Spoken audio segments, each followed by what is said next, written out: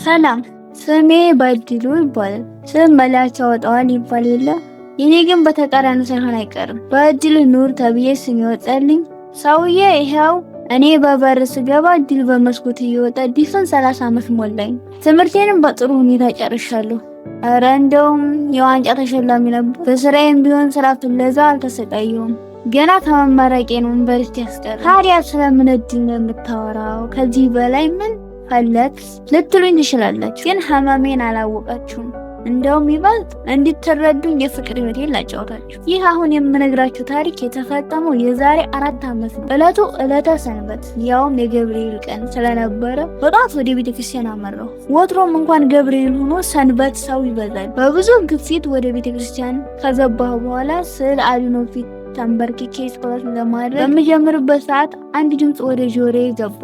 አንተ መርጠህ ስጠኝ፣ እኔማ በምን አቅሜ የኔ የምለው ሰው ስጠኝ ትላለች። የራሴን ጸሎት ረሳሁት።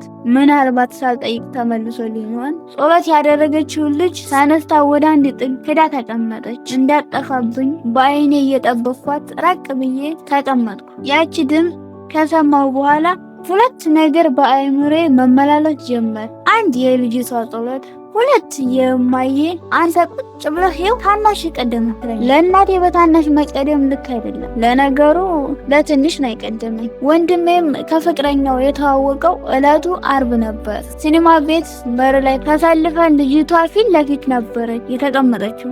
አይቻታለሁ እኮ ግን ልብ አላልኳትም። ፈንዲሻ ለመግዛት ዞር ብዬ ስመጣ ገጥሞ አገኘኋቸው። ይኸው ከዛ ቀን ጀምሮ አብረው ናቸው።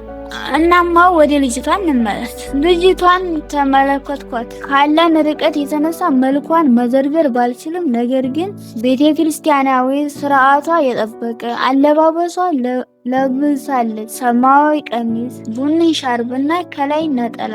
ልሂድ አልሂድ አመነታለሁ። ቤተክርስቲያን ውስጥ ይህን ማሰቤ ኃጢአት መስሎ ተሰማኝ። በሌላ በኩል ደግሞ እንዴ ይሄ እኮ የፈጣሪ ትእዛዝ ነው።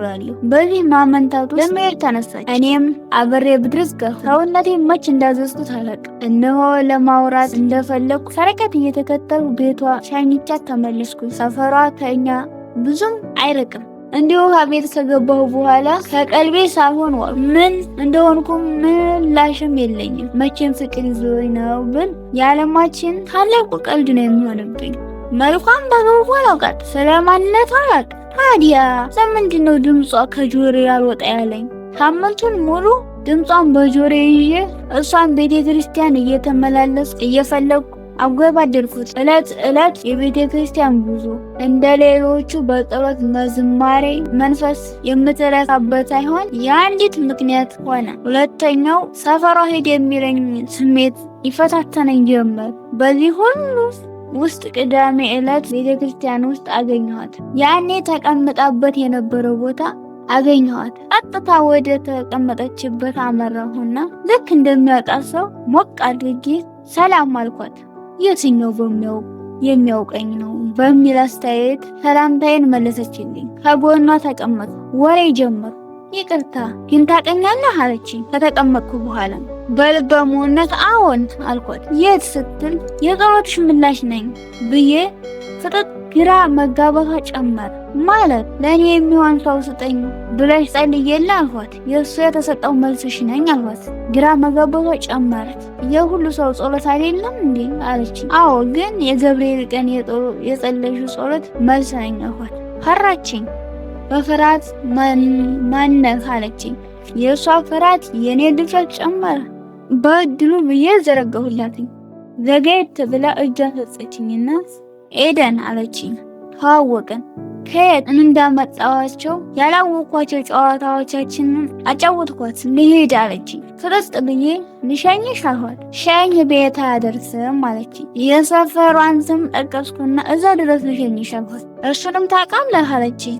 አዎ አልኳትና ፈቃዷን ሳልጠይቅ አብሬያት መጓዝ ጀመሩ። መንገዱ ላይ ጉዟችን በእሷ የት ነው የምታውቀኝ ጥያቄ በእኔ ላለመመለስ የሚደረግ ማስጠየቅ ሳጅቦ ቤቷ ደረሰችና ስልኳን ጠየቅኳት። አልሰጥህም አለችኝ። ደነገጥኩ። እሺ እኔን ያዥው አልኳት። አልፈልግም አለችኝ። በተለያየ ግራ ተጋባሁ። ከፈለከኝ ሁሌ ቅዳሜ ቤተክርስቲያን ዛሬ ካገኘኸኝ ቦታ ታገኘኛለህ አለችኝ። ሳምንቱን በሙሉ በሐሳቤ እየተመላለሰች ሰንብታ ቅዳሜ ደረሰች። ከጧት ጀምሮ ነበር ዝግጅቴን የጀመርኩት። አንዴ ልብስ ስመርጥ፣ ሌላ ጊዜ ደግሞ ጸጉር ቤት ሲሄድ እሷን በማሰብ በሐሳቤ ስነጉድ ሰዓቱ ደርሶ ወደ ቤተክርስቲያን ሄድኩ። ነገር ግን እሷን በተባለው ቦታ አላገኘኋትም። ቀድሚያት ይሆናል ብዬ በማሰብ ቁጭ ብዬ ጠበቅኳት። ነገር ግን የለችም። ጉባኤው ተጀምሮ ተጠናቀቀ። በሰላም ግቡ ተብሎ ሁሉም ወደ ቤቱ መጓዝ ጀመር።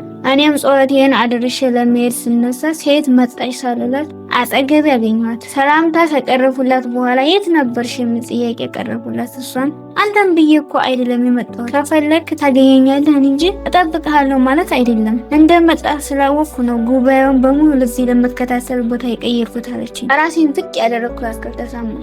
በመምጣት የተጸጸትኩ ከአንገት በላይ የሆነ ወሬዎችን አወራትና መሽቷል እንሂድ ብላ ወጣን። አልሸኘኋትም ነበር፣ ግን ልሸኝሽ እንደምላት ጠብቃ እንደነበር ለመረዳት አይከብድም ነበር። ስልኳን ለመቀበል አስቤም መጥቼ ነበር። ነገር ግን ከመጠን ያለፈ ፍላጎት በሷ ላይ ማሳየት እንዳይሆንብኝ በማሰብ ተውኩት። በነገታው እሑድ ምንም የተለየ ሀሳብ ያለበት ቀን አልነበረም። ጠዋት ቤተክርስቲያን፣ ከዚያ መልስ ቡና፣ ምሽት ላይ ኳስ፣ ሰኞ፣ ማክሰኞ፣ ሮብ፣ ሐሙስ፣ ዓርብ ቢሆንም በጣም በስራ ተወጥሬ ያሳለፍኳቸውን ቀናት ስለነበር በሀሳቤ ጓዳ የመመላለስ አቅም አላገኘችም ነበር።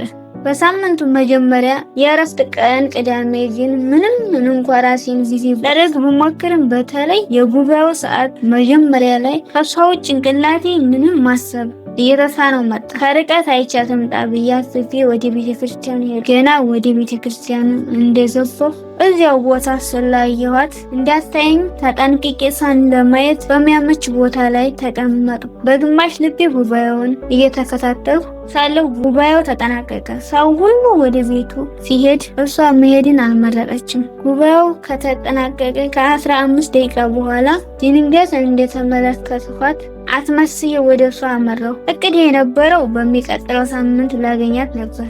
ገና እንዳገኘች እየጠበቅኩ ነበር አለችኝ። ውስጤን የሆነ የደስታ ስሜት ወረረው። ነገር ግን ኩራቴን አላሸነፉ። ምንም እንዳልመሰለኝ ስለ ሳምንቷ ጠየቅኩ። ከሳምንቱ ጀርባ ብዙ ስለሷ ነገሮችን በወሬ ተወጥረ ሰዓቱ መሄዱን እራሱ ቆይተን ነው የተገነዘብን። ከቤተ ክርስቲያን ወጥተን እንለያይ ስንል አሸኘኝም አለችኝ። ሌላ ደስታ ለሁለተኛ ዙር ሰውነቴን ወረረው፣ ያውም ኩራቴን ያሸነፈ።